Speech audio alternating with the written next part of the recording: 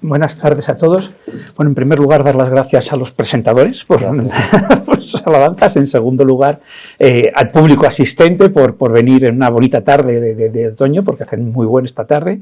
Y disculparnos también por la semana pasada, por causas ajenas a nuestra voluntad, que pues algunos habrán vuelto 2 veces, otros no habrán podido volver, pero bueno, que en fin, que hay que disculparse. También quiero decir una cosa, es una tontería, pero no soy pariente de María Teresa Tellería, que yo sepa. De ella, de una de las conferencias, fue directora, aunque coincidamos el apellido, no somos parientes.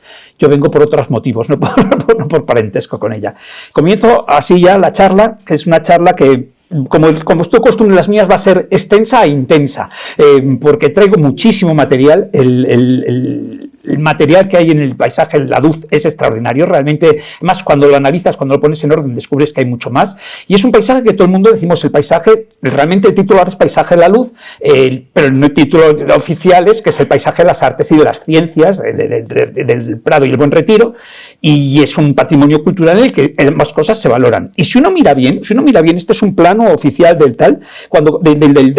ámbito del paisaje de la luz, y cuando miras, descubres cuantísimos elementos. Simplemente bienes de interés cultural, están declarados todos esos elementos, que son casi la mitad de ellos, y son elementos relacionados con la ciencia, no relacionados con el arte. Todos identificamos este territorio con el Prado, el Thyssen, el Reina Sofía, y no nos damos cuenta de que las instalaciones científicas que justifican ese doble título son tan abundantes y tan importantes, o más incluso, y me atrevería a decir en algunos casos, que las artísticas. Y entonces, precisamente montando esta conferencia, he ido descubriendo pues esa riqueza enorme que tiene, y que arranca ya muy pronto. Voy a ir tratando las distintas ciencias que están magníficamente representadas en este paisaje. Arranca con la medicina. ¿Por qué con la medicina? Bueno, porque el Hospital General es el edificio más antiguo que tenemos de los que están aquí. Es un hospital que se crea en tiempos de Felipe II, cuando se deciden unificar los hospitales de la Corte en un único ámbito, y ese ámbito, que al principio está junto al Congreso de los Diputados, en la Plaza de las Cortes más o menos, se traslada muy pronto, se traslada a finales del siglo XIX, del siglo XVI, se traslada a este hospital, a este modelo de hospital que está construyendo el médico de Felipe II, Cristóbal Pérez de Herrera, que está construyendo por sus propios medios, al principio como un hospital que va a ser parte hospicio, los patios delanteros, y parte hospital, los patios traseros. Es un hospital que se va a transformar en el Hospital General, donde se pretende unificar todos los hospitales masculinos y femeninos de la Corte, excepto algunos de congregaciones que se mantuvieron aparte.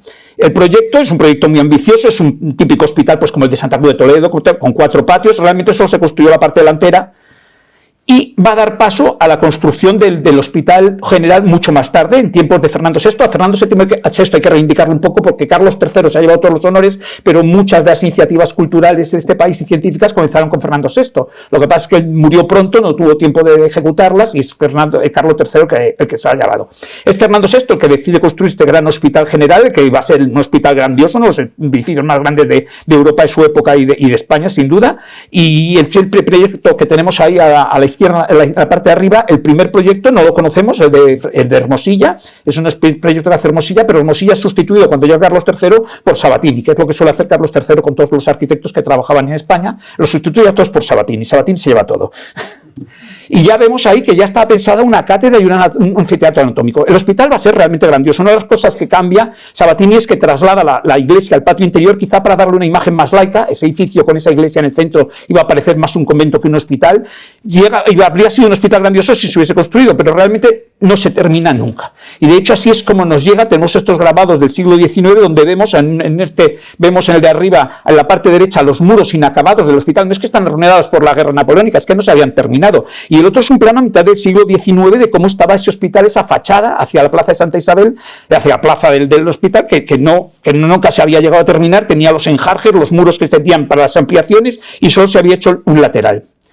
El lateral va a ser el Hospital de San Carlos. Se va a dividir. En el siglo XIX van a separar ambos hospitales, y ya vamos a ver que aquí tiene el hospital tiene un anfiteatro anatómico. Esto es un sitio fundamental de la ciencia. La ciencia necesita lugares donde se transmita la enseñanza, y en este anfiteatro esas gradas tan empinadas es para que los estudiantes se pongan y puedan ver lo que hace el médico. En el centro tenemos una mesa de disecciones, una mesa de operaciones, y ahí le pueden operar a la vista de todos los alumnos.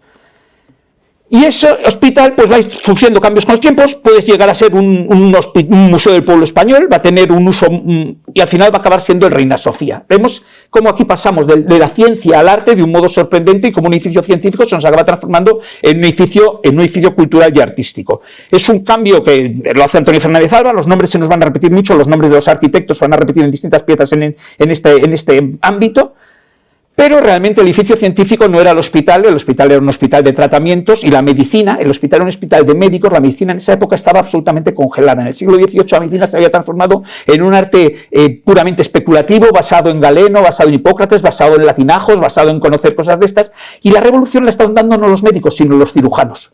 Los cirujanos que trabajaban para la Armada y para el Ejército y que tenían que operar. Ahí no valían los latinajos para curar a gente que te venía amputada. Entonces resulta que en ese momento Fernando VI ya ha creado un hospital, un Real Colegio de Cirugía en Cádiz, y va a crear otro en Barcelona, uno de la Armada y otro Ejército, y al final se decide crear uno principal, uno más grande que ninguno, el más importante de España, junto al Hospital General. La idea era clara: Sabatini termina su hospital, el edificio de al lado, que era el Hospital de Mujeres o de la Pasión, se queda vacío y Sabatini de nuevo lo reforma. En estos planos vemos cómo él va a reformar el Hospital de la Pasión para transformarlo en el Real Colegio de Cirugía de San Carlos, un colegio de los cirujanos. Es una lucha a la que hay entonces entre médicos y cirujanos bastante curioso. Los médicos se oponen a la enseñanza de los cirujanos, dicen que son barberos, y los cirujanos dicen que no, precisamente evitan ser barberos para poder ganar el prestigio que están ganando científico en ese momento. El edificio va a ser un edificio muy bien planteado por parte de Sabatini, aprovechando lo que existía, va a ser este edificio con un gran anfiteatro anatómico copiado del que se había construido en París, pero este edificio no se va a llegar a construir tal y como lo había previsto, porque como no se termina el Hospital General, pues no pueden trasladarse las mujeres y por lo tanto se va retrasando hasta el siglo XIX. Y en el siglo XIX hay un primer proyecto de Isidro González Velázquez, un proyecto con el que se pide la licencia, pero que luego no es el que se construye. Ya en esa época los tejemanejes con el ayuntamiento eran de ese tipo, y construyen otro de Tiburcio Pérez Cuervo, hasta el punto de que cuando están acabando las obras, el ayuntamiento dice: ¿pero qué están construyendo ustedes? Pásennos los planos del edificio que construyen, porque tenemos unos que no corresponden a nada.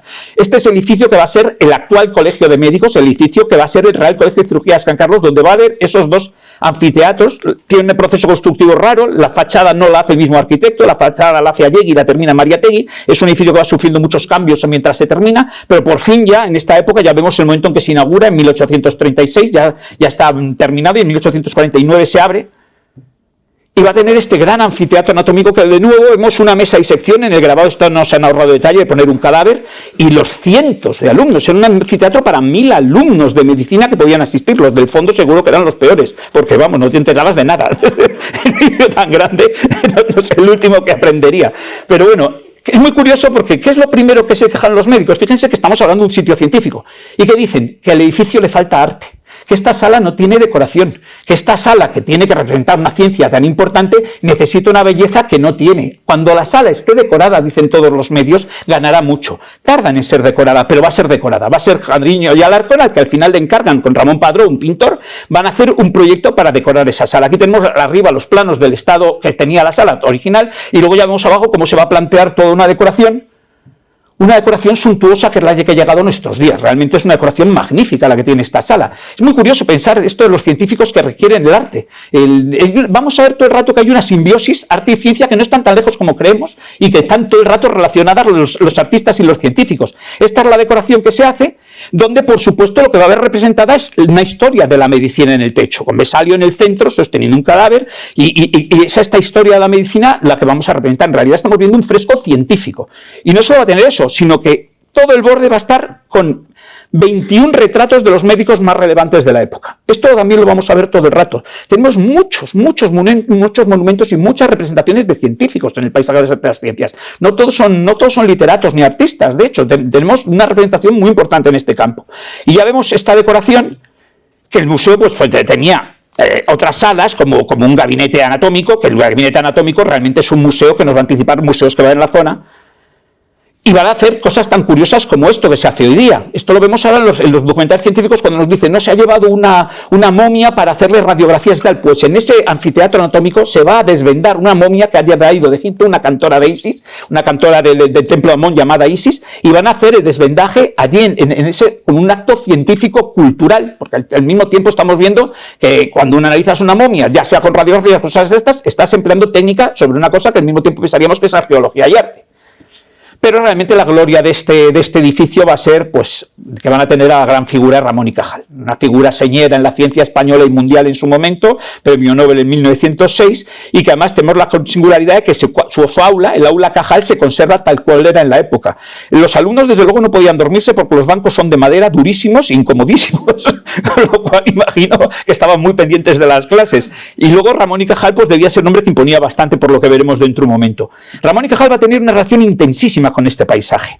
Él va a hacer este tipo de dibujos que realmente están muy cerca del arte, si no son directamente artísticos. Dibujar siempre es una experiencia artística. Yo creo que incluso cuando estás representando una célula y estás copiando una disección de microscopio, pues estás haciendo algo artístico. De hecho, he puesto esto porque tenemos a un lado un dibujo de Ramón Cajal y al otro la exposición que hay ahora en el Guggenheim de Bilbao, de Helma de Klint. Estamos viendo una pintura en un momento dado en el que dices, bueno, pues realmente casi vemos la pintura y decimos, es una disección de un cerebro. No, es una pintura artística y al otro lado es la primera pintora y el primer pintor abstracto, porque es la primera persona que trabaja la abstracción en pintura, Helma de Klint. Y al otro lado tenemos una de Ramón y Cajal, que también tiene un arte artístico y que además, y esto sí me intriga, no lo he logrado luego saber, está hecha con Ramón Padró. Ramón Padró es el que ha pintado el techo del anfiteatro anatómico, con lo cual trabajó con Ramón y Cajal, dado que estaban trabajando en el Colegio de Médicos. Es posible que le ayudase con los dibujos.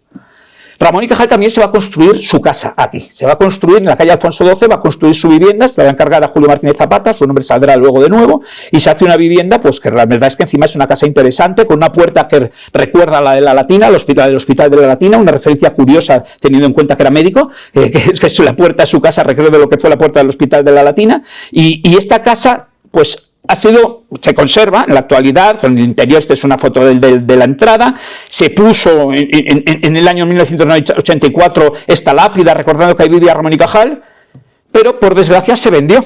Se vendió cuando ya se estaba pidiendo el paisaje a la UNESCO, ese paisaje de las artes y las ciencias. Es curioso porque ahora hemos visto el movimiento plenamente justificado de salvar Belintonia, de salvar la casa de Vicente Aleixandre para que sea la casa de la poesía. ¿Cómo no hicimos aquí una casa de la ciencia? ¿Cómo no pedimos que la casa de Ramón y Cajal se transformase en la casa de la ciencia, en el sitio donde estuviese su legado? Porque el legado lo conserva el CSIC y el legado no está expuesto, el legado de Ramón y Cajal. Hay parte, pero en una sala muy pequeña, que no cumple estas condiciones. O sea, en efecto, el legado no ha llegado nunca a tener la sede que tendría. Esta casa, donde incluso se vendieron los objetos personales en el rastro, el tesoro del Nobel que acabó en el rastro, o sea, es una cosa insólita que esto lo hiciésemos. Yo voy a ser crítico, yo voy a decir las cosas buenas que tiene el paisaje de la luz, que tiene una riqueza extraordinaria, pero yo no voy a dejar de criticar cosas que me parece que han sido errores. Esta casa me parece una de las grandes pérdidas que hemos tenido en el patrimonio cultural, porque habría sido una pieza importante, y salvar la casa. Ahora están con la casa de Carlos Arniches también, que se está discutiendo en Hortaleza, y dices, bueno, son casas que a veces simplemente por la figura que vio en ellas es importante, y si Belintonia está justificado, esta casa estaba también justificado.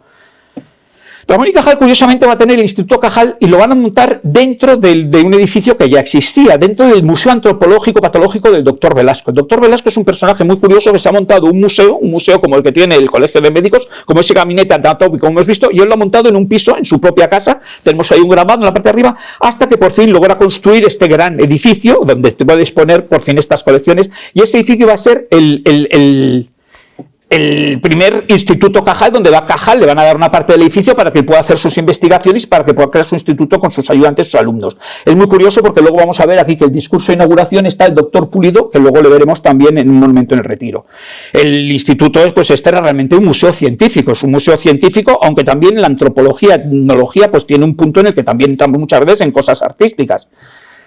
Curiosamente, también a veces se transforma en algo médico. Durante la guerra de Cuba, ese museo se transformó en una especie de hospital de campaña para los soldados enfermos que venían de Cuba y Filipinas. Y tenemos este extraño grabado donde el museo se transforma, la medicina está presente en el edificio no solo por sus colecciones, sino porque incluso llega a usarse como un hospital. Pero finalmente van a hacer un edificio aparte. El Museo Antropológico tiene su uso, tiene su destino como museo, y entonces van a construir el Instituto Cajal. Y el Instituto Cajal se va a construir, pues ya lo vemos, muy cerca, en el Cerrillo de Salblas, muy cerca del Observatorio Astronómico, en lo que va a ser una concentración de ciencia absolutamente extraordinaria, la que vamos a tener en ese lugar. Un lugar que quizá por su aislamiento visual y de tránsito, los madrileños no somos conscientes de la cantidad de instituciones que se llegaron a levantar ahí. El proyecto lo va a hacer Francisco Javier de Luque, el autor del Ministerio de Marina, Y bueno, aquí vemos el primer proyecto, era un proyecto más modesto, pero la fama, la importancia de Cajal, la importancia que están dando sus discípulos y la ciencia médica en España en ese momento, hace que al final se haga un edificio muchísimo más ambicioso, también de Francisco Javier de Luque, que bueno, pues se construye en lo alto de esa colina de San Blas, con lo cual ahí vamos a tener el Instituto Cajal, es decir, Cajal tiene el aula Cajal, donde da clases en el Colegio de Médicos, tiene su vivienda, tiene su instituto, realmente va a tener una relación intensísima con todo esto. Su fama, su prestigio es tal que en el propio Colegio de Médicos deciden los alumnos, la Federación Universitaria de alumnos, la FUE, de estudiantes, decide levantarle un monumento. Y el monumento es muy curioso porque lo va a hacer un escultor chileno que también es estudiante de medicina en el colegio. Es simultáneamente, al final su carrera se va a decantar por la escultura, pero él estudiaba medicina y sin embargo también era escultor. Y va a hacer este monumento en el que, bueno, él va a tener como maestro a Emiliano Barral aquí en Madrid, la cabeza muestra la influencia de Emiliano Barral, pero el cuerpo de la figura hay un original y una réplica dentro del propio Colegio de Médicos, una está en el patio exterior y otra en el patio interior junto al aula Cajal. Vemos cómo la figura se inspira mucho en el vestuario de Victorio Macho, en el vestuario del Cristo del Otero, que está influyendo, la influencia de Victorio Macho es patente en este monumento, y no hay que olvidar que Victorio Macho es el autor del monumento a Cajal en el Parque del Retiro, que era un monumento que ya existía. Entonces aquí tenemos pues que nos encontramos con que la figura de Cajal tenemos un tema que raramente hemos pensado cuando hablamos de las ciencias, y es la cantidad de monumentos y de representaciones de científicos que tenemos aquí. Aquí tenemos un monumento a un científico, no a un artista, levantar el Parque del Retiro. Veremos que hay muchos más. Aquí he puesto un texto, no sé si lo logran leer, pero el texto es que me impresionó mucho, es el texto de Victorio Macho cuando hace la escultura, que es impresionante. Dice, cuando Cajal pasaba para mí, tuve una de las grandes impresiones de mi vida. Nadie igual me ocurrió nunca frente a personalidades tan fuertes como Pérez Galdós, Baroja, Gabriel Miró, Valle Inclán o Unamuno. Ramón y Cajal se apoderó de mí. Con su mirada clara y profunda, escrutadora de mundos infinitesimales, el maestro me atravesaba hasta sobrecogerme. Perdí el control de mí mismo. En la primera sesión le hice un bosquejo bastante deplorable. Me sentía totalmente abrumado por aquella presencia impresionante, de prestancia casi bíblica. La segunda vez pasé de frente a modelar, sin despegar los labios. Les sabía hostil, irascible, violento. Fueron 3 días de silencio absoluto, temiendo desatar la tempestad de aquella montaña. Se quedó impresionado porque tenemos esta imagen de Cajal, pero claro, hay que tener en cuenta que el otro también es Cajal en su juventud. Cajal era culturista de joven. Es un tema poco sabido que Cajal no era solo el anciano que miraba por microscopio, sino que había sido un joven atlético que trepaba por los montes de Aragón. Con lo cual, pasamos, ya hemos visto un monumento a un médico, pues vamos a ver que tenemos otros monumentos a médicos. Aquí tenemos otro monumento a un médico, al doctor Benavente. El doctor Benavente le levantan un monumento en el parterre del Retiro. El doctor Benavente tiene este monumento que sufrió la ignominia rarísima de ser sustituido por el monumento a su hijo.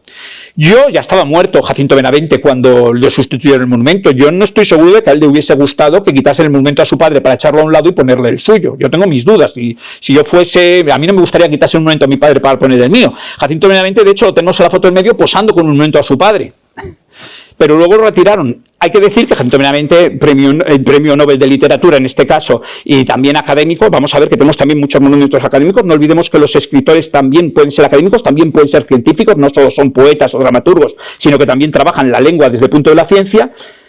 Pues, ¿por qué está ahí el doctor Benavente? Bueno, pues que el doctor Benavente era el director del Hospital del Niño Jesús, otra pieza importante, hospitalaria, científica, arquitectónica, que tenemos en el paisaje de la luz, en el ámbito del paisaje de la luz. Es muy curioso porque además nos encontramos con que es Jareño Alarcón, el que había hecho la decoración de la sala del Colegio de Médicos. Es el mismo arquitecto el que ahora levanta el Hospital del Niño Jesús, donde vamos a tener un hospital pues con todas sus tractos de investigación, laboratorio de farmacia. Esto es el hospital en el momento de su terminación. Aquí tenemos el laboratorio y, por supuesto, con todas sus instalaciones, las más modernas de la época, antequirófano, sala de electroterapia. Luego ya vemos un quirófano en una foto algo posterior, algo más avanzado. Bueno, pues son las instalaciones de la época, pero en un hospital científico en el que vamos a tener esta curiosidad que lo he traído porque no vamos a ver mujeres. Aquí hemos visto a Gilma Klein, pero eso es porque hay una exposición en el Guggenheim de Bilbao. Pero no nos van a salir, es una de las faltas que tenemos en esto. Y sin embargo tenemos esta cosa tan curiosa. Doctor en medicina y cirugía.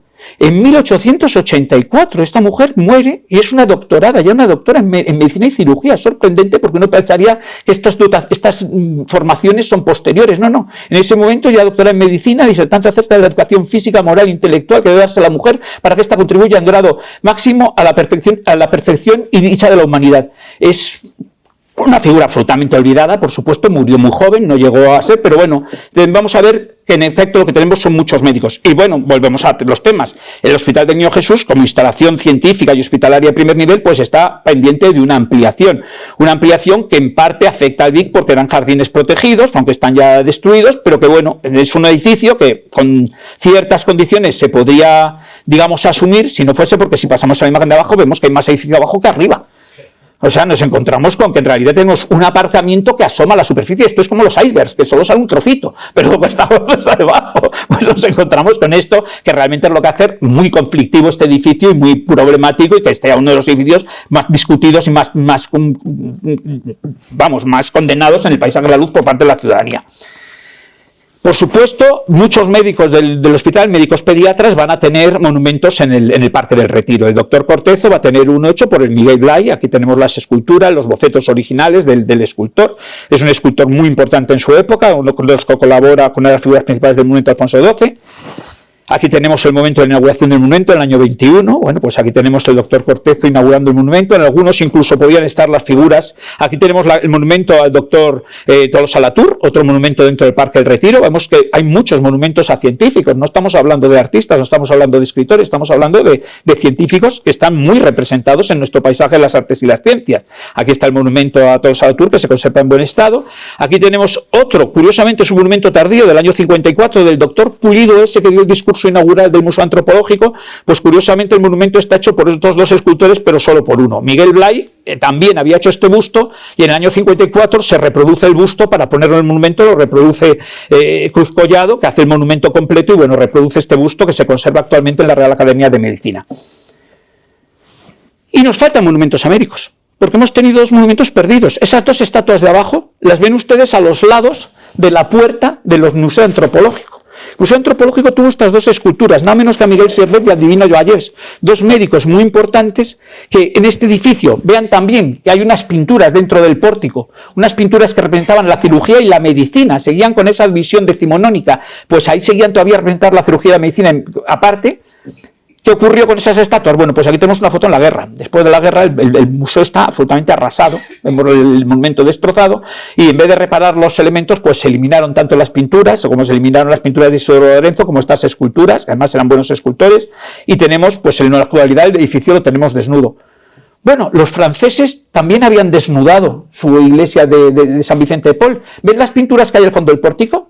Esas iglesias se han repuesto hace unos años. Esas pinturas se habían retirado en el momento de la inauguración porque causó un escándalo en el pleno siglo XIX, que estaban Adán y Eva. Aunque no se veía nada, estaban Adán y Eva y estaban desnudos, porque era lógico, en la iglesia no podían poner los vestidos.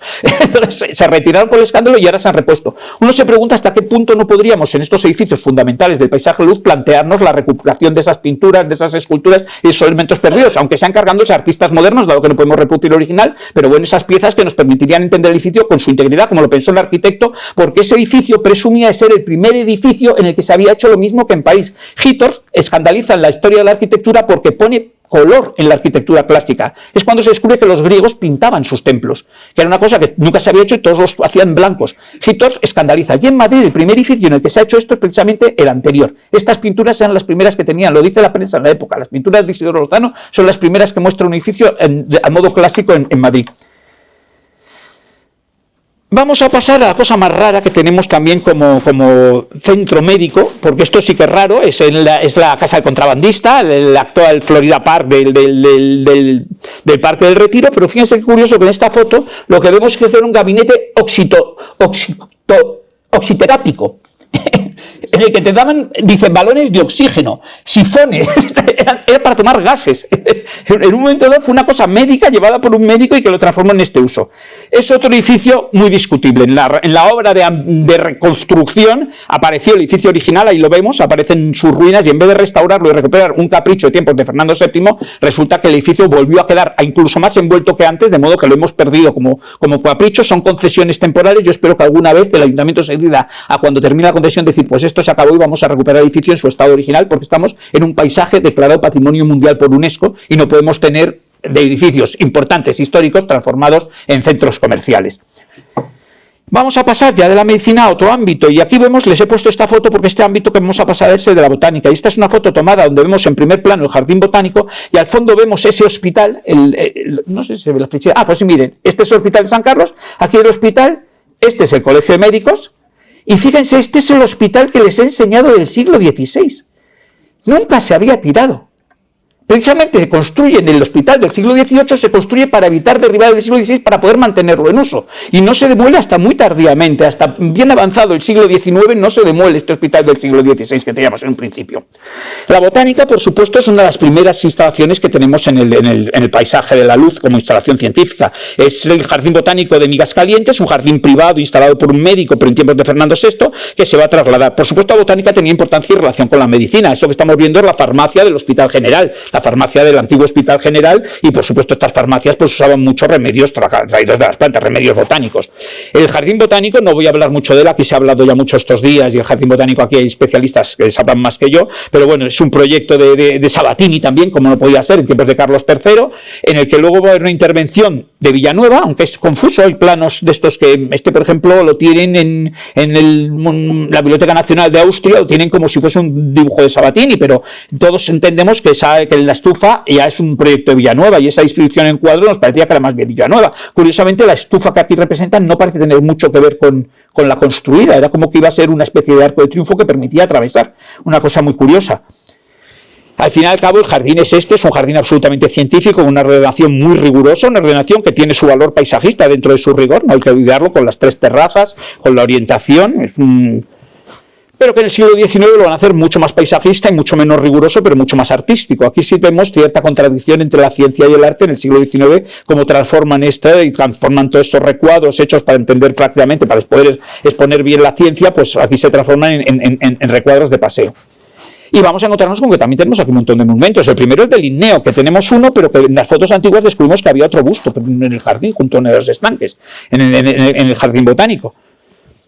Tenemos, por supuesto, todos estos de Carabanilles y de Rojas, de Simón de Rojas Clemente. Todos los botánicos van a estar aquí representados, de la Gasca, que también tuvo un busto aparte, de Quer. Es decir, tenemos de nuevo un sitio que tenemos, es lógico, el jardín botánico, pero estamos en un sitio en el que nos encontramos de nuevo que tenemos muchas representaciones artísticas de científicos.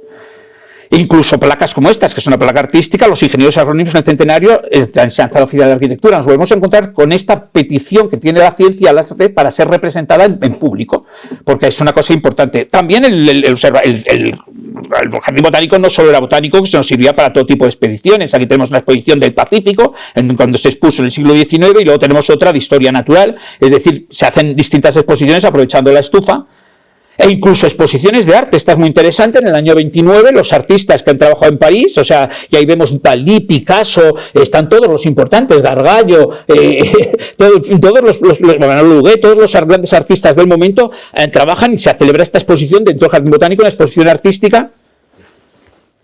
Y vemos es que los artistas tienen grandes influencias, porque aquí estamos viendo 2 dibujos que pueden ustedes pensar que es el del medio, si no se dan cuenta que los 2 del lado derecho son de Dalí. Son láminas botánicas transformadas por Dalí. Esto lo sacaron el otro día, en la conferencia del otro día, pero es que Dalí lo hizo varias veces, lo de usar láminas botánicas y transformarlas. Vemos que en el dibujo del centro pues han aparecido unos labios, una hoja, la que aquí era una hoja se transforma en unos labios y en dedos con uñas, y aparece un ojo, y en este pues también hay unas figuras al fondo. Dalí va haciendo una serie de transformaciones, pero es que incluso sin esas transformaciones, fíjense qué cerca están estos dibujos botánicos y los dibujos científicos. He puesto aquí los 2 dibujos en color más sepia, son de Ramón y Cajal, y los otros son láminas botánicas, se conserva el jardín botánico. Es curioso porque, claro, las ramificaciones que tiene en la botánica, en cierto modo, recuerdan a las ramificaciones que tiene la biología y las ramificaciones del cuerpo humano. Y desde luego volvemos a lo mismo, estos dibujos botánicos son bellísimos. La colección de dibujos de esta institución es asombrosa. O sea, asombrosa, es una hermosura, es que es una fiesta para los ojos. Estos dibujos son científicos, son una preciosidad. No me extraña que muchas veces los han sacado como láminas, porque me parece perfecto decorar una casa. O sea, es que me parecen preciosos todos estos dibujos, y dibujos que además tienen su valor científico. Realmente es una labor donde el arte y la ciencia vuelven a unirse, y donde usaban dibujantes que seguían las reglas que les marcaban los científicos, pero usaban dibujantes y pintores para hacer los dibujos con esta calidad extraordinaria.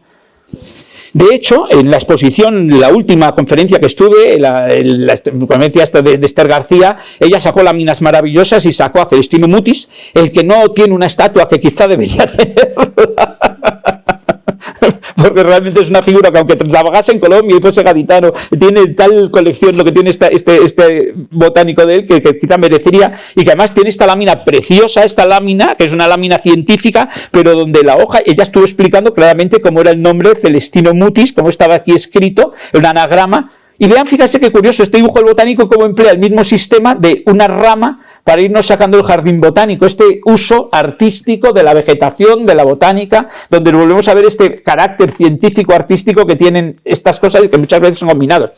El jardín botánico no era el único que tuvo exposiciones botánicas. Curiosamente, el Retiro tuvo muchas exposiciones de plantas, flores y animales. Entonces aquí nos encontramos con que los jardines de Buen Retiro, donde ahora está el Museo de Ciencias, el Ayuntamiento, que fue el Palacio de Correos, se usaban para estas exposiciones de botánica, de plantas y de animales. Y también el Retiro tiene estufas y tiene un museo de la jardinería y tiene una serie de elementos que digamos que tiene una parte científica. Ese es un tema que hay que hablar porque es que todas las instituciones que llamamos artísticas, los museos de arte, son científicos porque estudian su arte y por lo tanto tienen un modo de trabajar sobre el arte científico. Aquí vemos el vivero estufas del Retiro, que bueno, conserva todas estas instalaciones botánicas y científicas, que bueno, que el Parque del Retiro no es solo un jardín de recreo, sino que también es un jardín científico. Y de hecho incluso tiene monumentos como este a Ricardo Codorniu, a un ingeniero forestal, que es un monumento que está en el Parque del Retiro y que bueno, es... o este que no está ya en el Parque del Retiro, este del botánico de Blas Lázaro, que no sé por qué oscura razón pasó del Retiro y terminó en la Facultad de Farmacia. Este monumento se inaugura en el Retiro en 1925. Pero realmente es uno de los monumentos que hemos perdido. O sea, no solo hemos perdido esos dos médicos destruidos en la guerra civil por los bombardeos, sino que hemos perdido a Blas Lázaro, que bueno, no lo hemos perdido de todo. Digamos que está exiliado en la Facultad de Farmacia, pero realmente es un monumento que habría casi que reclamar que volviese al parque. Y desde el Retiro, desde el propio parque, tenemos pues muy cerca la zoología. De hecho, he puesto este dibujo porque se ve, es el Museo del Prado, que iba a ser un gabinete de historia natural visto desde el Jardín Botánico. Realmente todo esto no iban a ser instituciones artísticas, iban a ser instituciones científicas. El primer proyecto donde el Museo del Prado, aquí vemos cómo está la Plaza de Murillo, lo vemos aquí abajo, la separación. Este era el jardín botánico que está a este lado y al otro lado lo que se plantea es un laboratorio de química. Este es un proyecto bastante torpe de Antonio Berete, que él plantea un edificio que luego se puede ampliar hasta el infinito, pero que tiene las escaleras aquí, o sea que cada vez que tienes que subir y bajar tienes que llegar hasta el centro, bajar y volverte a hacer el pasillo. El edificio no está muy bien pensado y no se construye, afortunadamente, pero van a encargar a Juan de Villanueva que haga un edificio que no es para un museo de pintura, sino para un gabinete de historia natural, para un museo de ciencias naturales, que es lo que iba a ser relacionado claramente con el botánico, por eso tenía una comunicación y donde va a tener unas colecciones extraordinarias. El primer proyecto es un proyecto bastante extraño que plantea con este pórtico que sirve al mismo tiempo para que la gente se proteja en tiempo de lluvia, porque el Paseo del Prado es un lugar de paseo. No se va a hacer así, se va a hacer así y les he puesto la imagen de abajo más grande, esa imagen de arriba pequeñita, porque vean que donde está la gran galería de pintura, donde vemos ahora los cuadros colgados, lo que hay son anaqueles con colecciones de piezas naturales. O sea, aquí van a ver anaqueles con rocas, con plantas, con fósiles, con conchas, con peces disecados, con animales disecados. ¿Por qué? Porque Madrid tenía la mejor colección, el mejor gabinete de historia natural probablemente de Europa en aquel momento. El rey había comprado el de Franco Dávila, un aficionado que había hecho unas colecciones extraordinarias, lo tenían mal metido con la Academia de Bellas Artes de San Fernando. El edificio se construye para los dos usos, es un edificio de arte y también de ciencia, y de hecho en la portada habla de arte y naturaleza porque va a estar este gabinete dentro, y el gabinete tienen un montón, estos son animales disecados que tienen, vean que asoma aquí un elefantito, porque este elefante nos va a dar luego mucho juego, y estas son imágenes de cuando se comienzan a publicar, con unas ilustraciones no muy buenas, tengo que admitirlo, no están a la altura de las botánicas o de otras que tenía el propio gabinete, se van a comenzar a publicar las colecciones de los animales extraños y los monstruos que guarda el rey. Algunos de esos monstruos se conservan todavía y son piezas históricas en la historia de la ciencia. Este es el megaterio traído de Argentina, traído de la provincia de Luján en tiempos de Carlos III, un animal prehistórico desconocido. Claro, esto causó asombro en Europa. De repente teníamos en un esqueleto, teníamos el esqueleto completo del animal que nadie sabía ni lo que era, gigantesco y que era un animal desaparecido. Bueno, pues ese megaterio está todavía, ese esqueleto está todavía guardado en el Museo de Ciencias Naturales. O sea que aquí tenemos piezas de tiempos de Carlos III que han logrado sobrevivir al paso del tiempo y que además tienen no solo el valor científico, sino el valor histórico que les supone haber sido estas piezas extraordinarias. El museo se transforma en un museo de arte. El museo al final se transforma en Museo del Prado. Una mujer de Fernando VII decide que el museo es distinto. Bueno, es un maravilloso museo de pinturas. Ahí abajo he puesto una iluminación, porque luego la iluminación eléctrica vamos a ver cómo también tiene su importancia en esta zona, pero ahí lo tenemos todavía iluminado con mecheros de gas, con una iluminación para un festejo, para la entrada de Alfonso XII en Madrid, y arriba lo tenemos, y hay que decir que el Museo del Prado es una institución científica. Estudia historia de la pintura y técnicas de la pintura. O sea, los cuadros hoy día se someten a reflectografías, a radiografías, a análisis químicos, a todo tipo, se estudian. Y además es que la técnica influye mucho en el arte. Velázquez viaja a Italia, ve que en Italia no están poniendo un fondo rojo en los cuadros, sino que lo están poniendo gris, copia la técnica y pasa a ser un pintor mucho más luminoso a su vuelta de Italia. Es decir, la técnica influye mucho en la historia del arte. De hecho, el óleo, hay químicos que están perfeccionando los óleos, y el impresionismo surge simplemente porque la técnica ha permitido meter la pintura en tubos.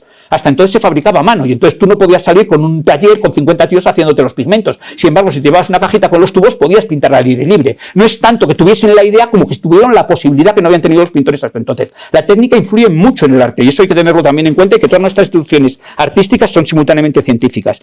¿Y qué cosas hay? Bueno, pues realmente antes que el jardín botánico ya hubo aquí animales. Lo que pasa es que los animales eran más bien recreativos. El jardín del Buen Retiro ya tuvo desde el principio una leonera y una pajarera. La vemos aquí al fondo, es eso que se ve allí, a ver, lo ven ahí, esa es la pajarera. Y aquí lo vemos en un grabado, pues que tenía en efecto jaulas para animales exóticos, y la leonera ya a finales del siglo X, bueno, en 1700, se va a trasladar a un edificio propio, separado, que lo vemos aquí en este cuadro asomando por ahí al fondo, lo he puesto aquí justo debajo, y que es, en principio, pues los reyes tienen leones pues como cuestión de prestigio y para hacer luchas de animales y cosas de esas, pero ya en el siglo XVIII está cambiando el modo de ver la naturaleza, es mucho más científico. Y la leonera va a recibir animales exóticos como esto. Esto es fascinante. Esto es un rey recibe algo rarísimo, que es un oso hormiguero, que también le envían de Argentina. Se quedan desconcertados, o sea, porque a nadie sabe muy bien. Le llaman la osa palmera y además no saben con qué alimentarla, porque claro, trasladar por mar desde Argentina, trasladando meses un barco, un oso hormiguero, no puedes llevar 100 millones de hormigas dentro, porque se te comen a los marineros. Lo que hicieron fue darle de comer carne, leche, unas cosas muy raras, la estuvieron alimentando, logró que sobreviviesen aquí sobrevivió muy poco tiempo, pero tiene tiempo suficiente como para que Goya la pintase. Tenemos ahí un cuadro, que es el Museo de Ciencias Naturales, pintado por Goya, de la osa hormiguera esta, sorprendente. Goya, que luego lo veremos, ha aprendido a hacer la técnica del agua fuerte, hace este grabado que la reproduce, que los ingleses casi en la misma época, fíjense que es en 1760, van a copiar el grabado invirtiéndole, poniendo un paisaje fantasioso. Goya lo había pintado en el paisaje madrileño mucho más seco, y que luego, curiosamente, en una segunda edición dublinesa vuelven a invertir el grabado y volvemos a tener casi el de Goya. O sea, es una cosa curiosa cómo se reproduce, pero como estas piezas eran piezas de enorme prestigio. Pero lo que va a ser realmente sorprendente es la llegada del elefante. El elefante en realidad va a ir a Aranjuez, pero pasa por Madrid y está en el Retiro, y causa sensación. O sea, fíjense ustedes en las artes la influencia que tienen los animales y la naturaleza. Todo esto son cerámicas de Alcora de cuando viene el elefante. Las cerámicas representan elefantes. Vean este cuadro de Tiepolo, y ¿qué tienen? Un abanico, y ¿qué hay en el abanico? Un elefante. Los textos de la época hablan de la elefantomanía, que en Madrid todo se ha llenado de elefantes, que ha llegado el elefante y todo el mundo quiere ver el elefante y todo el mundo habla del elefante, y lo único que se oye es lo del elefante. Lo curioso es que el elefante lo tenemos todavía. El elefante fue disecado y su esqueleto también guardado. Las dos piezas están en el Museo de Ciencias Naturales, estaban reproducidos en ese libro, las cosas que tenía el rey Carlos III, el Brogante, y esto es en el museo actual. En el museo tenemos todavía el elefante este de Carlos III. El modo de disecarlo debió ser muy de relleno, el elefante está como muy gordo, es un elefante hinchado, pero bueno. Pero vamos, es una taxidermia del siglo XVIII y también es una pieza absolutamente sensacional para los museos. Había otras pajareras, esta pajarera junto a la Puerta de Alcalá, que debió tener cierta importancia. Y sobre todo, ya en tiempos de Fernando VI se sustituye esa leonera por la Casa de Fieras, uno de los primeros zoológicos europeos, uno de los primeros zoológicos públicos. Algunos dicen que el primero que fue municipal, porque cuando el Parque del Retiro en 1868 pasa a propiedad del ayuntamiento, este zoológico pasa a ser municipal. Es un zoológico, bueno, pues esto lo hemos conocido, incluso los que tenemos cierta edad, lo hemos conocido de niños, y bueno, esta era la galería, ahora es una magnífica biblioteca, todo hay que decirlo. Yo lamento un poco ahora. En su día no me pareció normal que se trasladase al otro sitio. Este zoológico como zoológico era imposible, no podías tener los animales en esas condiciones, era muy incómodo además también para los vecinos, los olores, los ruidos, y además los animales que estaban en cuchitriles, los pobres leones estaban todos dando vueltas, había animales que los veías y les decía, pero vamos, es que solo daban vueltas dentro de la jaula. Pero es cierto que quizás se podría haber mantenido cierta función de zoológico infantil con animales menores, con conejitos, con gallinas, con ovejas, algo de modo que no hubiésemos perdido uno de los zoológicos más antiguos de Europa. Hemos perdido una instalación científica de las que tenía más raigambre en Europa y eso pues es una pérdida inevitable. El zoológico dejó de ser real, aunque los reyes siguieron visitándolo. Aquí tenemos visita regia a la Casa de Fieras, en el año 68 ya no era suyo, pero los animales siguieron viéndolo, pero por supuesto la gran estrella era el elefante. El elefante siempre fue la estrella del zoológico, el elefante Pizarro, que incluso contaba con un baño, el baño de la elefanta. El baño de la elefanta, que aquí lo vemos en una foto donde está el castillete del observatorio, del telégrafo óptico, con el baño delante, y cuando apareció en las excavaciones que se hicieron hace poco y que se ha enterrado de nuevo. Bueno, es un tema muy discutible. Esto habría que pensar qué se podía haber hecho, si se podía haber hecho otra cosa, porque es cierto que en arqueología es correcto excavar algo y volverlo a enterrar. Bueno, se podrá desenterrar en un futuro, no sufre daño, no sufre pérdidas, pero es verdad que también hemos perdido una pieza interesante de la historia del parque, en un parque que estamos ya hablando que es patrimonio mundial por el arte y la ciencia. Entonces esto tenía su importancia. Y esto es lo más curioso, porque esto aquí lo conocen bien, porque es que hubo otro zoológico en el paisaje de las otras ciencias, pero ese zoológico estuvo aquí. El Jardín Botánico, en mediados del siglo XIX, pasa a ser Jardín Botánico y Zoológico, porque crean un jardín de aclimatación de especies. Mariana Paz Graels crea un jardín de aclimatación y crea estos ámbitos dentro del jardín botánico. Se conservan muchas acuarelas e incluso hay grabados en la época donde vemos, algunos son ellos, pero en revistas como el Museo Universal llegan a publicar estas imágenes. La verdad es que muchos animales no se ven unas señoras paseando y un patito, pero realmente hubo un zoológico aquí. Y hubo una última relación fascinante del Jardín Botánico, del arte y de la ciencia, con esta historia del elefante del Duque de Alba. El elefante que trae el Duque de Alba ha cazado un elefante y lo dona a su piel para que lo disequen en el Museo de Ciencias Naturales. Benedito, que se ha formado, Luis Benedito, es escultor, se ha formado como escultor taxidermista en Alemania, viene y le encargan que haga esto. El bicho, bueno, la piel lleva tantos años que el primero que tiene que crear es una piscina para sumergirla y para que vuelva a ponerse blanda, porque la piel está plegada y aquello era una cosa monstruosa. Luego tiene que saber qué tamaño tiene un elefante de esas dimensiones, por los colmillos y por todo, y va consultando por Europa, porque al principio pide que le dejen viajar, pero no le pagan el viaje y al final tiene que quedarse. Y luego, en el propio Jardín Botánico, aprovechando que se está haciendo la obra de ampliación del segundo piso y está el edificio vaciado, van a construir el elefante. Fíjense el proceso. Primero lo dibujan en la pared a tamaño natural. Así saben por lo menos que les cabe, porque mucho espacio no les quedó por encima. Luego construyen el armazón y comienzan con escayola, y luego sobre esa escayola van a extender la piel y van a ir extendiendo y cubriéndolo. Lo curioso es que el elefante sale aquí fascinante en el Botánico. Y incluso, fíjense, lo ponen en el jardín y para tomarle fotos, porque no va a estar mucho tiempo, pero tomarle fotos naturalizan su base de modo que parezca que está realmente en el bosque. E incluso aquí tenemos que se ha subido un cornac, como si estuviésemos un cornac en un elefante africano. Lo tendría muy crudo. Los elefantes africanos no son como los indios, pero bueno. Aquí tenemos una foto en la que incluso vemos cómo sale por la puerta del Botánico y cómo lo trasladan. Aquí lo tenemos, la cibeles al fondo y el elefante siendo trasladado al Museo de Ciencias Naturales. El Museo de Ciencias Naturales, donde todavía se guarda, no solo tienen el de Carlos III, tienen este otro que se naturalizó aquí y que incluso se hace tan popular que hace postales, pero fíjense que las postales es de la ponen en el Botánico. La imagen con la hierba, la imagen naturalizada, es la que se pone para vender postales de este elefante. Y aquí estamos con lo de, ¿esto es arte o es simplemente técnica? Un taxidermista es un escultor. Luis Benito era un escultor por derecho propio, un escultor animalista, y de hecho de ese elefante hizo réplicas en bronce, pequeñas en bronce y marfil, que siguen saliendo en casas de subastas. Estas son réplicas, no son la misma, como pueden ver el mármol de la base es siempre distinto, son distintas porque él llega a hacer, era una época en la que se podía producir en serie los bronces, y es una pieza artística el elefante. Es decir, que tenemos una gran escultura gigante revestida de piel en el museo y una escultura menor en bronce, que es la que circula en ciertas casas. La última pieza más loca que pudimos tener, que no tuvimos porque yo creo que es que no tenía sentido, es esto. Esto es una imagen de la gruta del frente del Palacio de Cristal. Es la primera imagen que tenemos de esa gruta cuando todavía no existía ni el Palacio de Cristal ni siquiera el estanque. Había un charquito en el fondo. Es previo a todas las exposiciones que se hacen allí, se construye la gruta. Lo sorprendente es que los textos de la época dicen que la gruta tiene que tener un acuario. Y la gruta es enana. Entonces la gruta es esta. Es cierto que la representación que hacen en la época es muy fantástica, se representan que poco menos que parecen las cuevas del águila. Esto no tiene mucho que ver. Pero es cierto que también eso se había hecho muy poco tiempo después de esta exposición universal, donde hubo una gruta acuario. En la exposición universal de 1867 es posible que tuviese la idea de crear más que un acuario, una pecera, de modo que al cruzar la gruta hubiese en algún momento dado tenido peces allí que hubieses podido ver. No sabemos hasta qué punto fantaseaban todos, la prensa, los autores, o si la cosa llegó a nada, pero no llegó.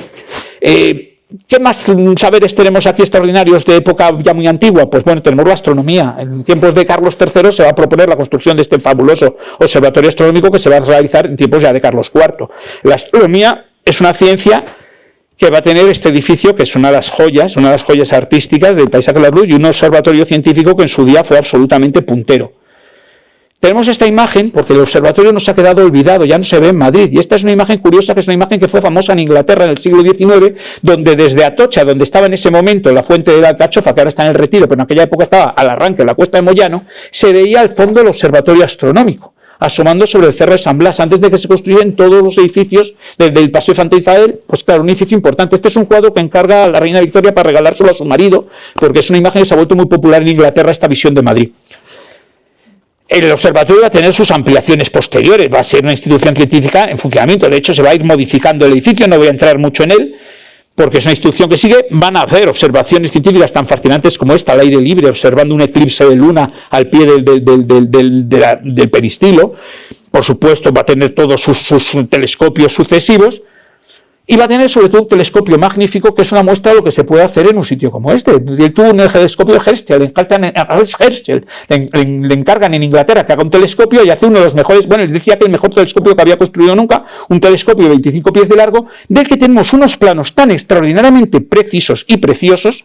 Volvemos a si estos planos son técnicos o son artísticos, porque son una preciosidad, hasta el punto de que el mismo dibujante de los planos se permite luego esta visión. Pero esos planos, lo que han tenido una maravilla es que han permitido reconstruir el telescopio. Del telescopio este lo destruyeron también los franceses y solo nos quedan las lentes y el reloj. Pero se ha hecho una réplica exacta y se ha metido en un edificio de Fernández Alba que ha permitido reconstruir este telescopio. Este es un tema que cuando estamos en un paisaje, en patrimonio mundial, hay que plantearse qué cosas podríamos recuperar, qué cosas deberíamos recuperar, qué cosas no deberíamos recuperar. En este caso yo creo que ha sido un acierto recuperar este telescopio. Y ahora tenemos que recuperar una segunda cosa. El Observatorio Astronómico se entraba por esta gran portada construida por Juan de Villanueva. Pero si vemos esta imagen, a principios del siglo XX, la portada solo quedaba en el muro superior porque ha quedado totalmente errada. Antonio Fernández Alba, cuando restaura el edificio y cuando plantea, una de las piezas que plantea es reconstruir, sacar esta portada, sacar esta entrada de Juan de Villanueva. Tenemos un Juan de Villanueva enterrado, es como si tuviésemos un Velázquez detrás de una cortina, sabiendo que si quitamos la cortina podemos verlo, pero nos dices, no, la cortina no podemos quitarla. Pues esto es lo mismo, tenemos enterrado una pieza maestra de la arquitectura que además le da sentido, y vemos ahí la composición que tiene con el observatorio. Bueno, pues ahora mismo la Academia de Bellas Artes está intentando, y lo han planteado en el paisaje de la UCE, en el Consejo Cívico y Social, que hay que recuperar esta portada, y de hecho ha salido este informe sobre la recuperación de la portada con estos planos que nos dicen más o menos pues cómo debió ser la sección interior, porque ni siquiera lo sabemos porque está enterrado y no tenemos planos de la época, y por lo tanto hasta que la encontremos va a ser una labor de arqueología científica para descubrir una pieza artística. ¿Qué otras cosas tenemos que puedan tener relación con la astronomía? Bueno, pues esto va a decir qué relación tienen las escuelas Aguirre. Las escuelas Aguirre ahora son la Casa Árabe, están ahí en la calle de Alcalá. Bueno, pues las escuelas Aguirre, que son obra de Emilio Rodríguez Ayuso, era un edificio modelo, unas escuelas modelas pagadas por Lucas Aguirre, pagados por un filántropo, y lo que tenía es que esta torre tan bonita era un observatorio astronómico. Esa torre se construye para ver las estrellas, para que los alumnos puedan hacer astronomía y para que puedan verlo. No es una torre decorativa, claro, ¿por qué va a tener una escuela una torre tan alta? Pues se le tiene porque es un observatorio. De hecho, incluso en esta foto, parece que lo que se ve es un pequeño telescopio en la parte superior, y se ha cristalado el cuerpo inferior, supongo que para que no muriesen congelados los niños cuando observaban las estrellas. Tenemos otras instituciones también educativas, como el Instituto Escuela, que fue un centro educativo pues importantísimo de la Junta de Ampliación de Estudios, en la que estaba Ramón y Cajal. El Instituto Escuela, que es también de Francisco Javier de Luca, el nombre del autor del Instituto Cajal, y que se conserva con colecciones y con instalaciones pues, muy interesantes. De hecho, las colecciones históricas de la Junta de Ampliación de Estudios las guardan aquí. O sea, que es un edificio muy interesante que tenemos aquí, pero que forman parte de esta especie de acrópolis de las ciencias junto al Instituto Cajal, el Observatorio Astronómico y tal, que no tenemos constancia en los madrileños porque están en un sitio que no lo vemos, aunque forman parte. ¿Y qué vamos a pasar a otro terreno, que es las comunicaciones? Las comunicaciones tienen mucho que ver con estas torres, con estos sistemas, y aquí tengo que hablar de una figura que es Agustín de Betancourt. Agustín de Betancourt, un ingeniero canario, un ingeniero que va a formarse en el extranjero y que va a hacer, pues por lo primero que va a hacer es inventar con Breguet, con un relojero suizo, va a inventar un sistema de telegrafía óptica extraordinariamente preciso y fácil. Era un sistema pensado, era muy ingenioso. El sistema de telegrafía óptica se basa en que construyes una torre a mucha distancia. Un tío con un telescopio ve lo que está viendo, la postura que tiene esta pieza allí, y lo que hace es reproducirla puede ser analfabeto, simplemente reproduce lo que él está viendo de la misma manera, con un mecanismo clac, clac, clac, de modo que la misma imagen llega a toda velocidad. Se llegó a construir una línea que unía Madrid con Cádiz y se podían mandar mensajes rápidamente con este sistema de telégrafos ópticos. Y el sistema era, como eran muchas veces mensajes cifrados, porque esto se hacía también para la Marina, para el Ejército, la ventaja de que fuesen analfabetos es que los que lo transmitían no sabían lo que estaban transmitiendo, no podía nadie interceptar el mensaje en ninguna parte porque ellos solo cambiaban la postura de la máquina sin saber qué significaban esas posturas. Solo se sabía al final. Eso funciona, Napoleón lo lleva de hecho cuando invade España, una de sus grandes armas no secretas era pública, que llevaba telégrafos ópticos, lo que le permitía comunicarse rápidamente con su ejército, porque permitía, eran telégrafos ópticos móviles, transmitir mensajes a distancia a alta velocidad. En España pues fue todo lo contrario, cuando construyó este sistema el primer año envían unos mensajes la corte a Cádiz y luego ya dicen que bueno, ya ha sido muy curioso verlo y se abandona y se desmonta todo el sistema que se ha construido hasta Cádiz. Y resultado, en 1850 hay que volver a hacerlo. Entonces en 1850 es cuando se construye por fin la torre de un nuevo telégrafo óptico, ya con otro sistema, del sistema MATE, ya en el Parque del Retiro. Es uno de los edificios que también ha estado, era un castillete, realmente, era un castillito muy mono, pero que luego se transformó en un centro científico importante por el Instituto de Meteorología, o sea, de repente en un momento es el Instituto Central Meteorológico, se instala aquí y entonces el edificio pues comienza a llenarse de antenas, de experimentos, de aparatos para medir cosas, le hacen pequeños añadidos, aquí todavía vemos el primer añadido que degrada un poco su arquitectura. Con el tiempo llega a tener incluso esta torre extraordinaria de comunicaciones en lo alto, estas torres se hacen un edificio auxiliar también a un lado. Llega a tener piezas tan insólitas como esto que se ha logrado salvar, una pieza que ninguno, si no supiese alguien lo que era, esto lo salvaron porque lo sabían desde allí, esto es el pedestal de los rayos cósmicos, esto es un pedestal que se puso para hacer unos experimentos de rayos cósmicos y que en una de las obras se tiró pensando que aquello no tenía valor. Realmente, claro, si no lo sabes, no lo valoras y sin embargo era un pedestal del siglo XIX que tiene una importancia en la ciencia española. El edificio ha tenido un final confuso. Realmente hubo un primer momento, y este edificio lo he conocido con sus amenitas y con todos los que somos mayores, lo hemos conocido en... Yo siempre decía, si estaba estupendamente, luego he pensado, digo, a lo mejor era hace 40 años que estaba estupendamente, pero bueno, cuando van pasando los años uno se da cuenta que los recuerdos no son exactos.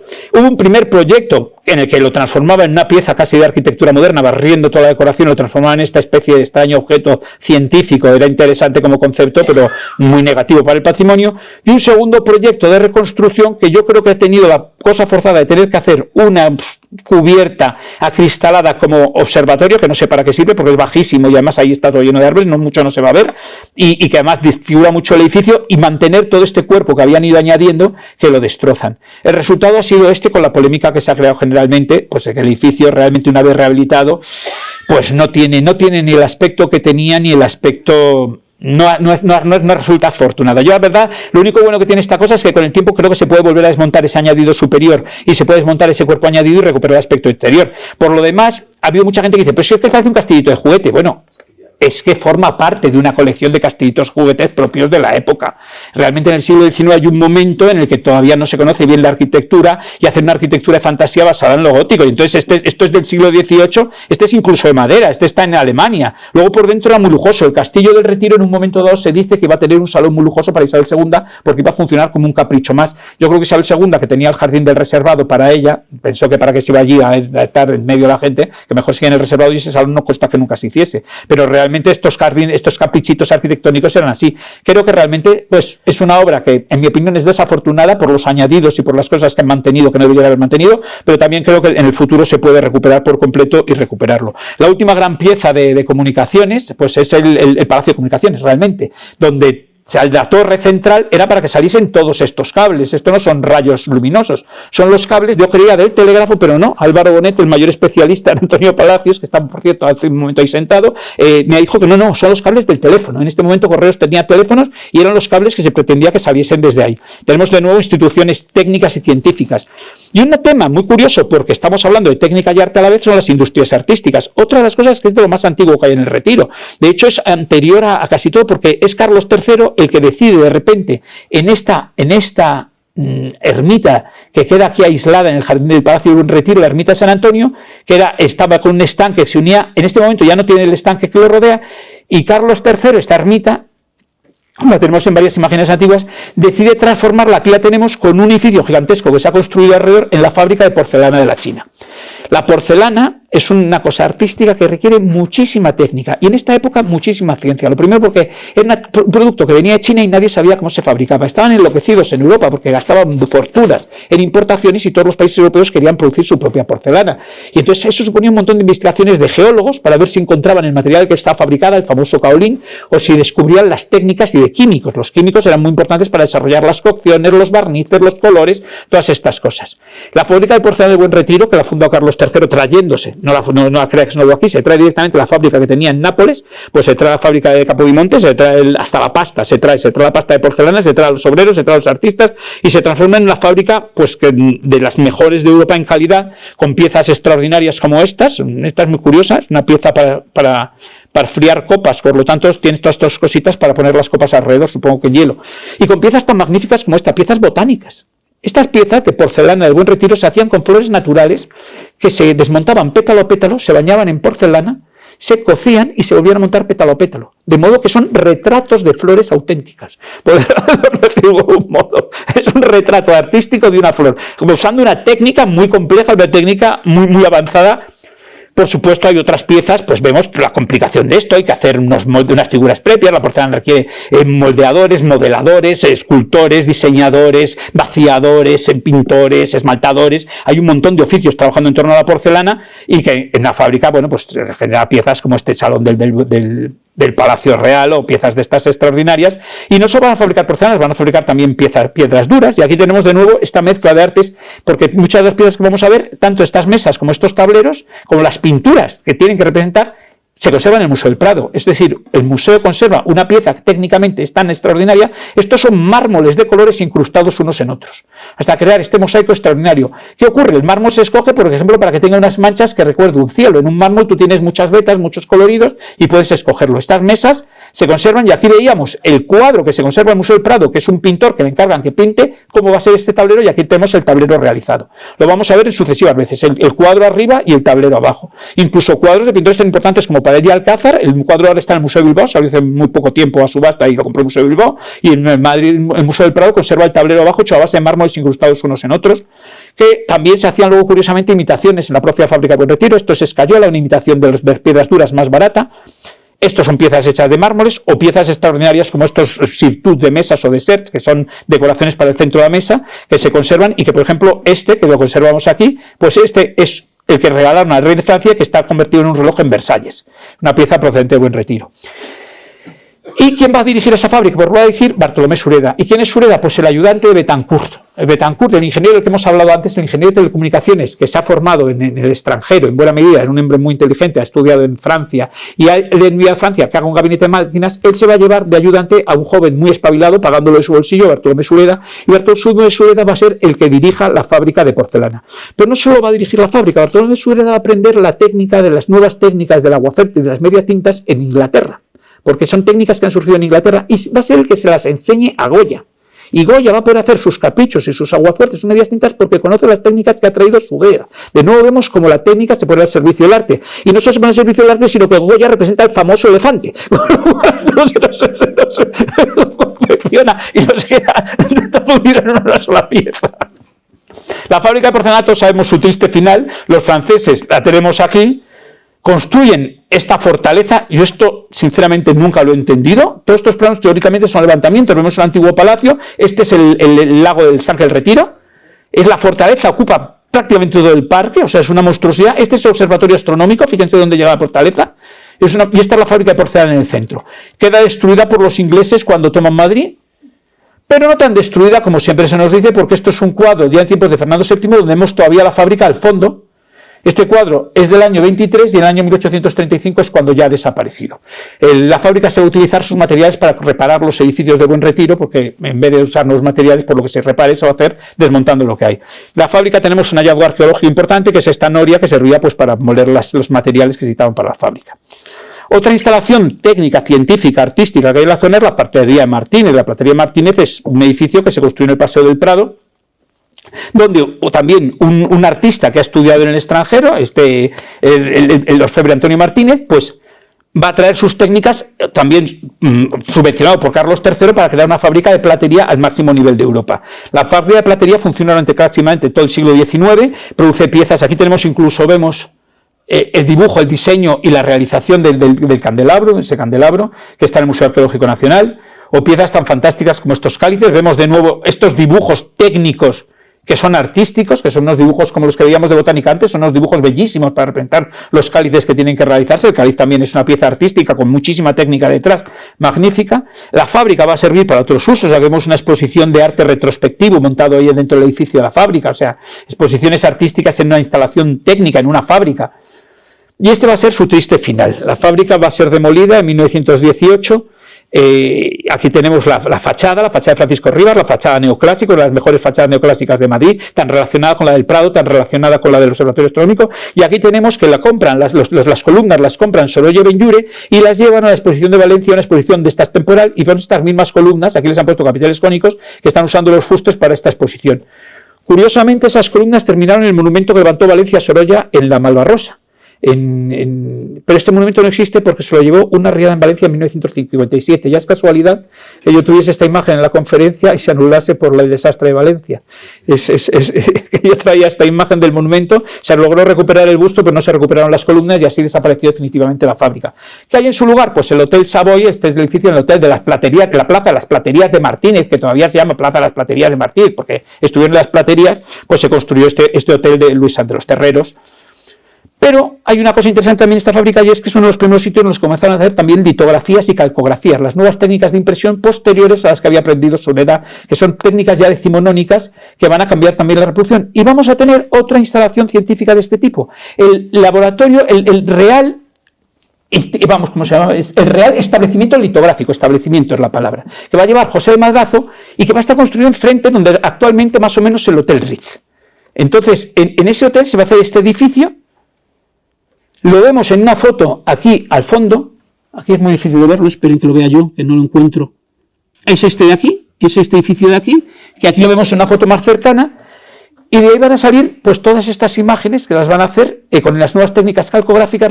El Museo del Prado va a reproducir sus fondos y va a reproducir todas estas piezas y estos cuadros que van a estar hechos con técnicas calcográficas, las más modernas, y litográficas, empleando las nuevas técnicas que se están haciendo con la litografía, que es un nuevo método de representación.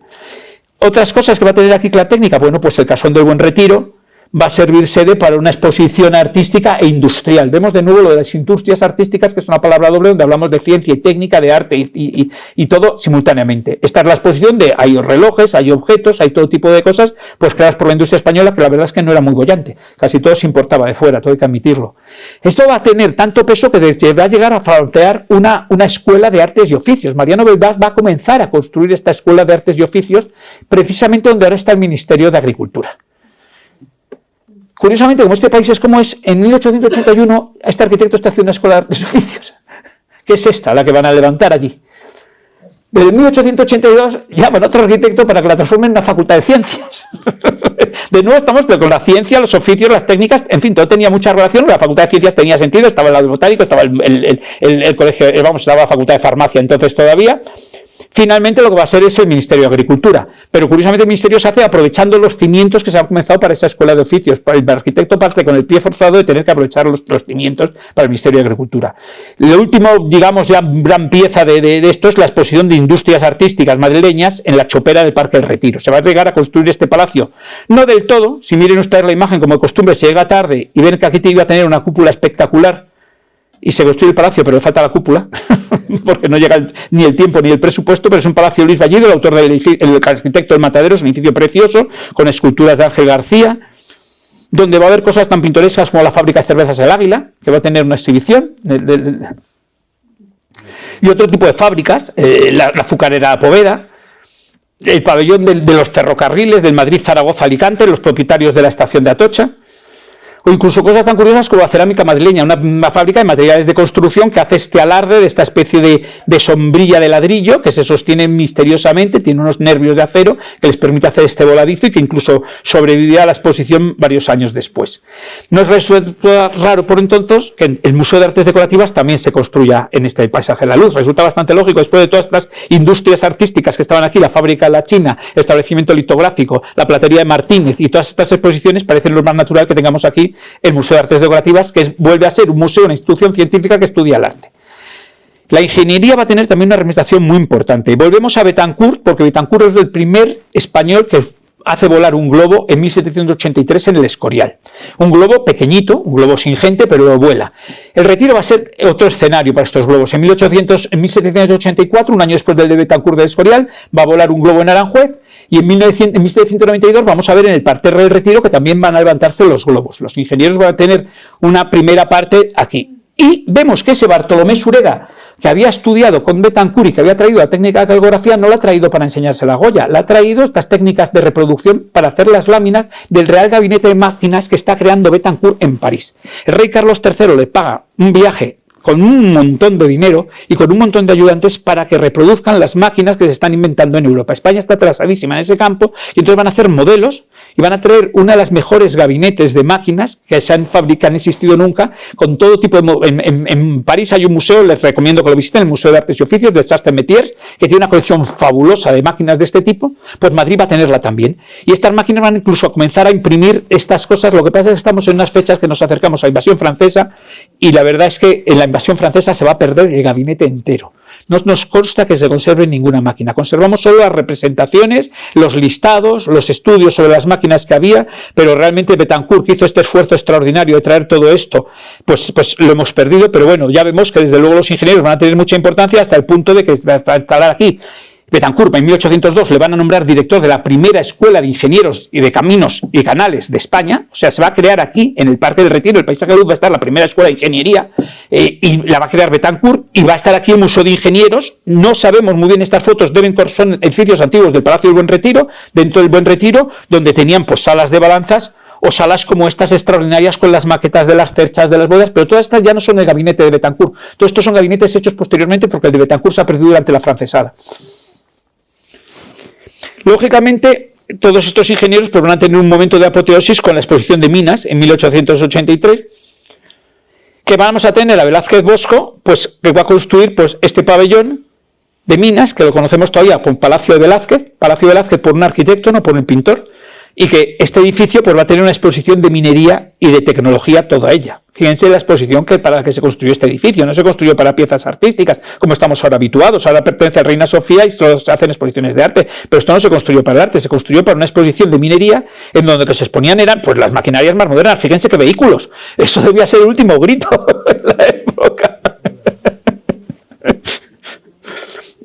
Es una exposición en la que se construyeron un montón de pabellones, todos mostrando maquinaria. Se incluyeron, incluso se construyeron minas para que el público las pudiese visitar, minas en el parque, con pozos y con todo tipo de soluciones delirantes, como esta de aguas minerales, la Margarita, que hace su pabellón a base de botellitas de agua, o esta otra de una Chulcea que lo hace con los tubos que fabrica.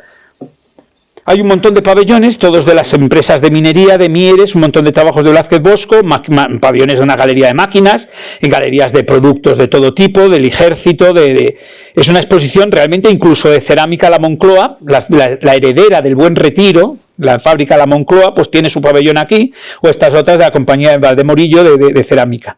Por lo tanto, no resulta nada raro que cuando se hay que construir una escuela de ingenieros, pues se haga aquí, se construya junto, pues donde la Acrópolis, aquí lo tenemos.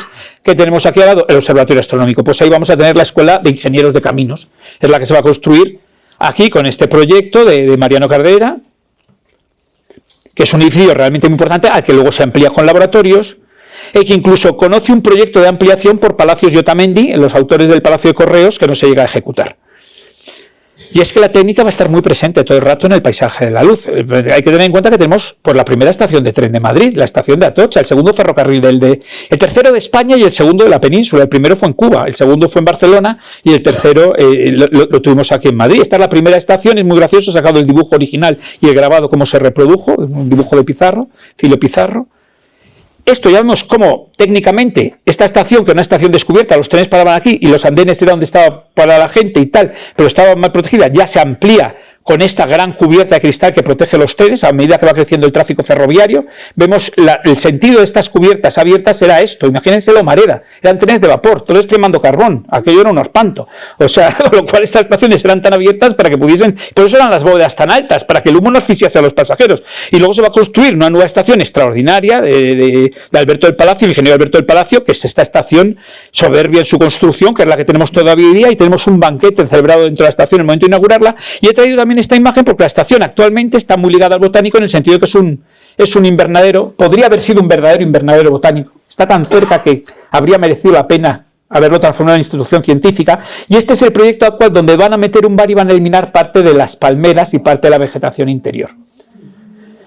Eso lo van a hacer. Eso lo van a hacer. Es que meten un restaurante, un bar-restaurante y eliminan parte del invernadero de las palmeras. Es otro de esos temas que dices, dentro del patrimonio mundial son cosas que deberían tratarse con más cuidado, que a lo mejor esto más bien tendría que ir al contrario, es transformarlo en una institución más científica, más ligada al botánico, donde, bueno, el botánico no tiene espacio para tener un gran invernadero de altura y aquí tendríamos un invernadero colosal, con lo cual estaría muy bien darle este valor a la estación de Atocha. Por supuesto, los ingenieros llegan a veces a soñar de pesadillas. Aquí vemos el Palacio de Cristal y el mismo ingeniero que ha proyectado la estación de Atocha plantea esta Torre Eiffel de 300 metros de altura que va a tener un ferrocarril que va a subir en espiral y que te va a llevar a una carabela de Colón, porque es para celebrar el centenario del descubrimiento de América, el 4º centenario. Yo creo que todos dijeron que se ha fumado este tío y la cosa no pasó de un par de grabados en la época. No llegó a mayores este proyecto de levantar esta cosa delirante, que yo no me puedo imaginar el tren subiendo en espiral. Además, tal vez tendría el radio más pequeño y no sé ni cómo desembarcaría. Curiosamente, Betancourt no solo es un gran ingeniero, sino que también es un gran espía, un espía industrial. Él ha viajado a Inglaterra, que es el país más avanzado técnicamente de la época, y en Inglaterra ha logrado atisbar la máquina de vapor de doble efecto, algo que no se conocía en Europa y que todo el mundo sabía que tenían los ingleses. Lo ha logrado ver a hurtadillas y ha logrado ver lo suficiente para poder interpretarla a su modo y poder fabricar la primera máquina de vapor de doble efecto que se presenta en Francia y que se conserva en Francia el proyecto y las patentes y tal. Esas máquinas de vapor van a abrir la revolución industrial. Estamos hablando de finales del siglo XVIII cuando hablamos de Betancourt, y sin embargo fíjense cómo estas máquinas se van a adaptar a cosas tan curiosas como esta grúa que parece tan primitiva de madera, pero que ya tiene una máquina de vapor. Es la grúa que se utilizó para construir el Banco de España. Es una grúa muy tecnológica del momento. O sea, esta grúa llamó la atención porque era una grúa que iba sobre raíles y que tenía además una máquina de vapor que le permitía accionarla. El banco va a ser, pues todos los edificios van a tener alardes técnicos, los edificios artísticos, la arquitectura depende mucho también de la ingeniería y de los avances científicos. Entonces, por ejemplo, el Banco de España, fíjense qué preciosidad está la doble bóveda cuando entras en la sala de la ampliación. Esta sala tiene una vidriera, que es la que vemos, que es el cristal de abajo, y una bóveda de cristal, que es la que te protege la lluvia, que es la que hay arriba, que es la que protege la vidriera y la que protege la lluvia, y entre medias esta estructura metálica extraordinaria. Por ejemplo, para el monumento de Alfonso XII se va a levantar también una estructura soberbia, este andamio magnífico que se crea para levantar el monumento. El andamio es muy tecnológico, lo hace un ingeniero catalán, que es el mismo que ha levantado el andamio para el monumento a Colón de Barcelona. Pues unos años después levanta el monumento, pero no solo eso, es que el monumento de Alfonso XII se va a construir con una grúa sobre raíles, este puente grúa, que circula, ven que tiene raíles a los lados para ir colocando las columnas. Entonces es un sistema que inventa Grases Riera porque le puede permitir, va avanzando y va levantando las columnas a todo lo largo del monumento y permite hacer muy fácilmente la columnata. Creo que la prensa habla de que en un momento dado hubo un accidente, cayó una columna y se cayó todo como un castillo de naipes, cayó como las fichas de dominó y derribó todas las columnas y hubo que volver a levantarlas en uno de los lados, pero bueno, debe ser un accidente menor porque el monumento está estupendamente. La técnica, por supuesto, vamos a tener, el Palacio de Correos va a tener estas mezclas extraordinarias de hierro y de hormigón, ¿no? O sea, un edificio donde combina todas las tecnologías con esa torre que estaba prevista para tener esos cables de teléfonos y que tenía que tener una resistencia muy especial. Curiosamente, estos son los obreros que construyen el Palacio de Correos. Esto es una de esas cosas sorprendentes de la época, que luego siempre hay unos señores con un burro y una boina. Y estos levantan estos edificios grandiosos con esos medios. Es una cosa inimaginable. ¿Cómo se apañaban? Pero se apañaban. Aquí he traído esto porque esto es muy gracioso, un congreso de ingeniería que se celebró aquí en Madrid, que se celebró, y fíjense qué curioso lo he traído porque bueno, la Sociedad Española de Construcción Naval en el Congreso de Ingeniería presenta el tamaño de su nuevo acorazado comparado con el Palacio de Correos. Es una imagen especialmente bonita de la ingeniería mezclándose, la ingeniería del edificio y la ingeniería.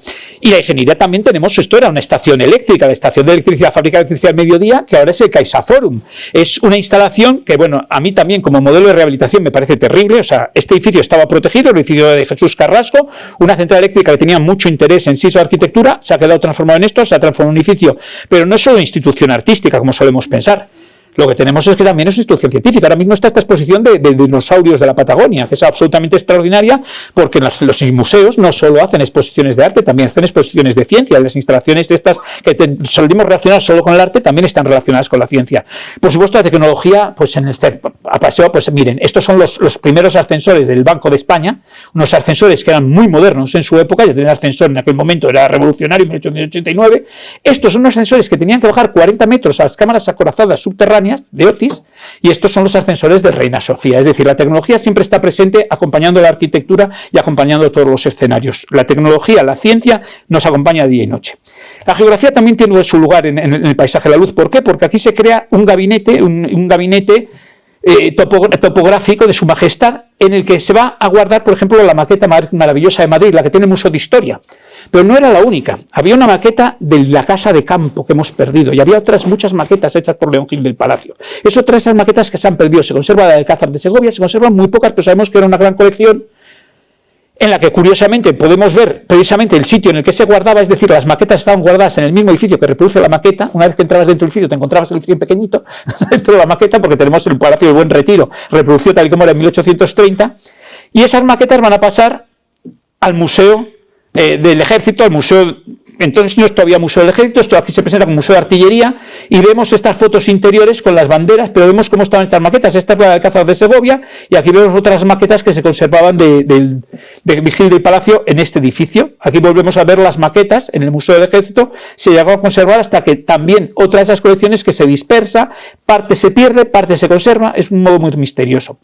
La última cosa que tenemos también relacionadas así con geografía, muy curiosa, es esto, donde estuvo el laboratorio, el establecimiento tipográfico, litográfico que estaba aquí, de Madrazo. Se va a construir un panorama. Un panorama era una especie de cine en el que había una reproducción muy realista de un paisaje. Era un modo de viajar al extranjero sin viajar al extranjero. En este caso, la gente va a viajar a visitar la batalla de Tetuán. Este edificio se llegó a construir.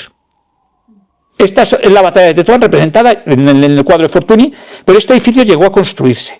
Lo que pasa es que el edificio no tuvo mucho éxito, los panoramas pasaron de moda enseguida, y además este se construye muy tardíamente, muy cerca ya del cinematógrafo, que se va a comer por completo a los panoramas. El modo de viajar va a cambiar, pero no debe extrañarnos, por lo tanto, que se pensase en un momento dado que el Instituto Geográfico Nacional se levantase también vean dónde iba a estar la Escuela de Caminos, el Observatorio Astronómico con sus edificios, y se plantea construir aquí el Instituto Geográfico Nacional con este proyecto de Pedro Matet, que es el que lo va a construir realmente en el barrio de Chamberí, donde está ahora. Va a construir el proyecto definitivo. Pero también ese edificio pudo haber venido al Retiro. Otra pieza que teníamos geográfica fascinante y que se perdió, esto es el mapa de España en el Retiro. El mapa de España que tuvo el Retiro y que lo hemos perdido. Era una pieza muy bonita, de la que conservamos la réplica exacta, porque se inauguran dos, una en el Retiro y otra en el Parque del Oeste. La del Parque del Oeste nos serviría si quisiéramos recuperarla. Hay textos, eso me resulta confuso. En algunos textos dicen que este hundido del mar está hecho porque los ríos circulaban, salían chorritos de agua que seguían el cauce de los ríos. No sé si sería cierto o no, pero la verdad es que me parecería muy bonito recuperarlo en ese sentido. Curiosamente se conserva un tercero dentro de un colegio. Ahora no es el colegio, ahora es la Junta Municipal, una de las sedes de la Junta Municipal de Moncloa, la que hay ahí junto a la dehesa La Villa, y se conserva este tercer mapa de España con la geografía más exagerada. Esto fue una técnica española que permitía desarrollar mapas, una empresa española que inventa este sistema, y es otra de esas piezas perdidas en el Retiro que sería interesante poder recuperar. La ingeniería naval, pues ya les he dicho que el panorama no tuvo mucho éxito y se transformó en un circo ecuestre. Sabemos que se construyó porque incluso tenemos una foto. Esta foto está tomada desde el casón del Buen Retiro en un momento que lo ha derribado un huracán. Y entonces pues aprovechan para tomar esta foto. Bueno, aprovechan para sacar la foto del otro, pero fíjense qué curioso que eso se transformó en el cinefluo. El cinefluo era una mezcla de cinematografía, mecánica, movimientos y escenografía que te transmitía un viaje por mar. Entonces nos encontramos con que aquí hubo, y eso se construyó, o sea, lo sabemos que se llegó a construir el cinefluo. Estas son las escenografías de Busato, donde tú, por ejemplo, por una ventana, pues podías ver el mar, y aquello tenía pasarelas que se movían, se ondulaban, tú te sentabas y tenías la impresión de emprender un viaje del barco. De hecho, aquí lo tenemos, que tú entrabas a este barco que estaba anclado en la Plaza de la Lealtad. Es una cosa bastante insólita, y que nos sirve para recordar que tenemos el Museo Naval, un museo de ingeniería naval, o sea que tenemos un museo muy importante también de historia, de ingeniería, de técnicas constructivas de barcos, que es un museo inaugurado ya en el año 32, también un edificio de Luque, Francisco Javier de Luque nos sabe constantemente, El museo es una verdadera maravilla, es una preciosidad, es un museo en el que se siguen produciendo maquetas, se siguen creando modelos, se siguen trabajando en todas estas técnicas y que además también tiene interés geográfico. Por ejemplo, pues simplemente ya este mapa es una pieza única, o sea, la carta marina de Juan de la Cosa, que nos representa por primera vez América, pues eso es una pieza de una importancia capital en la historia de la ciencia y la tenemos también guardada en este espacio de la ciencia. La lexicografía va a tener también mucha importancia. Otro monumento, un científico, o un médico, ¿cómo llamaríamos a Pedro Ponce León, el que inventa el método para enseñar a los sordomudos a hablar, leer y escribir? Y lo inventa en el siglo XV-XVI, en el paso del siglo. Pues realmente ya tenemos este monumento. Aquí tenemos a Ramón de Zubeaurre pasando el lenguaje de la inauguración, el discurso, al lenguaje de signos, porque Ramón de Zubeaurre y los hermanos Zubeaurre y los pintores eran sordos, todos. Y entonces él está en la inauguración pasando. Ese es el boceto del escultor Iglesias Recio, un escultor también sordomudo, que es el que hace el boceto y luego lo va a esculpir Samper. Y el monumento va a servir también como un monumento a Juan Pablo Bonet, porque se colocan estas lápidas, y en las lápidas, pues Juan Pablo Bonet es el inventor del libro titulado Reducción de las letras y artes para hablar a los mudos. También son dos de los antecedentes que tenemos de creación de los lenguajes, que van a tener también una figura también muy importante en Francisco Paula Martín, que es el inventor de la taquigrafía. Y que tenemos también un monumento a este señor en el Retiro. Fíjense cuántos científicos nos estamos encontrando y cuánta gente, médicos, científicos, nos estamos encontrando en el Parque del Retiro, que normalmente pensamos que tenemos a Galdós y nos damos cuenta de todas las demás figuras que hay. Esto es curioso porque este monumento vemos que en principio era un estanque. Es otra de esas piezas que se pierden como de un modo muy tonto. De repente dices, bueno, esto evidentemente es un pilón para recoger agua. El monumento ha quedado enterrado en algún momento dado. O se ha trasladado, se ha movido y se ha cambiado. Yo creo que este monumento lo desplazaron porque a mí me suena que este monumento lo cambiaron de posición. Naturalmente, si tenemos lexicógrafos, tenemos el que inventa la taquigrafía y el que inventa hablar, tenemos la Academia de la Lengua. ¿Cómo no vamos a tener la Academia de la Lengua? Una institución científica sobre la lengua, porque la Academia lo que hace es estudiar el lenguaje y crear diccionarios. Aunque es una institución en la que va a haber poetas. Aquí tenemos la inauguración de la Academia y, por supuesto, su biblioteca magnífica que se conserva perfectamente en la actualidad, una foto histórica, sus instalaciones de ficheros. Y nos damos cuenta de cuántos académicos de la lengua. Ya hemos hablado de Benavente, que lo tenemos aquí, Premio Nobel de Literatura, pero es que Campoamor fue académico de la lengua, no solo poeta. Galdós fue académico de la lengua, no solo es novelista y dramaturgo. Los Vélez Quintero fueron académicos, los hermanos Álvarez Quintero fueron académicos de la lengua. No solo fueron dramaturgos y escritores de comedias. Baroja, esta foto que os he traído porque es muy bonita, es Baroja paseando por el Retiro y Baroja en la entrada del parque. En esa época se tomaban todas las fotos ahí porque había fotógrafos callejeros, la ciencia de nuevo aplicándose al arte, había fotógrafos callejeros que tomaban fotos a la gente para vendérselas y entonces hay muchísimas fotos tomadas siempre a la puerta de la Plaza de la Independencia. Y es porque todo lo que pasaba, claro, el fotógrafo punto veías, no señores hablan con Baroja y decían, ay, tómenos una foto. Y ya observamos la foto de estos señores hablando con Baroja. En las anteriores les he podido traer fotos históricas de detalles, de cuando se construyen, de los modelos, de cosas de esas. Lo pasamos muy rápido porque son muchas imágenes, no sé ya qué tiempo llevo en la conferencia, pero en el caso de Baroja, como no tenemos fotos históricas porque la estatua es reciente, pues he traído estas fotos preciosas de Baroja paseando por el Retiro, y la estatua que estuvo en el Retiro y que dio un saltito a la Cuesta de Moyano. Estaba justificado en ambos sitios, la Cuesta de Moyano con los libros justifica a Baroja, pero el Retiro donde paseaba también lo justifica, con lo cual, bueno, pues es una estatua que estuvo en un sitio y pasó al otro, y un saltito cercano, por lo menos no se nos fue a la Facultad de Farmacia. Mingote, se nos olvida que es académico de la lengua también, no solo un humorista, era también académico de la lengua. Tenemos un montón de estatuas académicos de las lenguas y no tenemos ninguna mujer. Volvemos a lo de antes. Esta ausencia de mujeres, no hay ninguna doctora, no hay ninguna médica, no hay ninguna científica. La Asociación de Amigos de los Jardines del Buen Retiro lleva tiempo queriendo impulsar, y las asociaciones vecinales, que se haga un monumento a María Moliner. Estaría plenamente justificada. Curiosamente, además, sería una reivindicación importante. Ponerla entre tantos académicos a ella que no fue académica, a ella que no la elección que no era académica, estaría muy bien tener a María Moliner. Me parece una reivindicación importante para completar este paisaje de las ciencias con lo que nos falta, que es la presencia femenina. Se habrán dado cuenta de que habéis sacado un montón de hombres y vamos, yo no soy muy consciente de eso, pero esta vez es que me ha llegado a llamar la atención. En un momento dado digo, uy, más que nada por eso, porque de repente cuando te sale una mujer dices, ¿verdad? Que no he visto hombres hasta ahora. Y tenemos también el Archivo de Protocolos, otra institución ligada a todo, porque realmente los archivos se ligan a todo, a la ciencia, a la literatura, a la lexicografía. Otra institución extraordinaria con infinitos legajos en los que hay desde dibujos científicos a dibujos de mapas. O sea que tenemos lo que hemos visto, la ciencia, la cartografía, todo lo que hemos visto, volvemos a tener un archivo de protocolos. Voy a terminar ya con esto porque hay una última pieza importante en la historia de la ciencia del Parque del Retiro, que es la exposición de Filipinas de 1887. Tras esa exposición de minería en 1883, se decide ampliar el recinto con una exposición, reutilizar el recinto para una exposición de Filipinas antes de que se pierda definitivamente la colonia, que se va a perder muchos años después.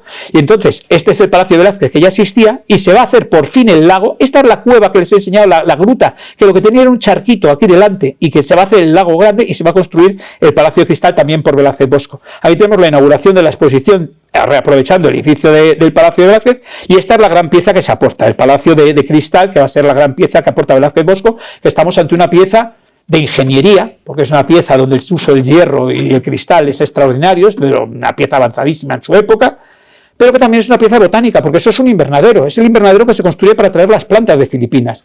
El problema es que cuando se inaugura la exposición no han llegado las plantas y lo tienen que inaugurar poniendo unos tapices y disimulando.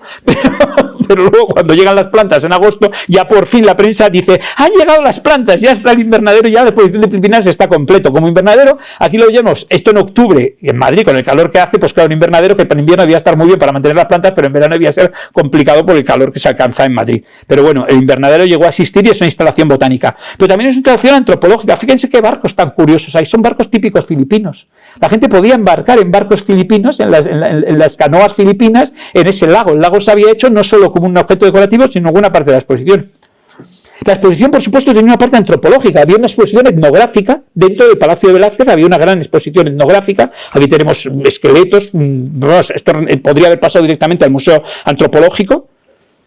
Pero es que esa exposición llegó a ser una exposición viviente. Una exposición viviente en la que traen a los indios y gorrotes y traen un montón de tribus de Filipinas a que vivan en el Parque del Retiro. Esto no es una foto tomada en Filipinas, esto es una foto tomada en el Parque del Retiro.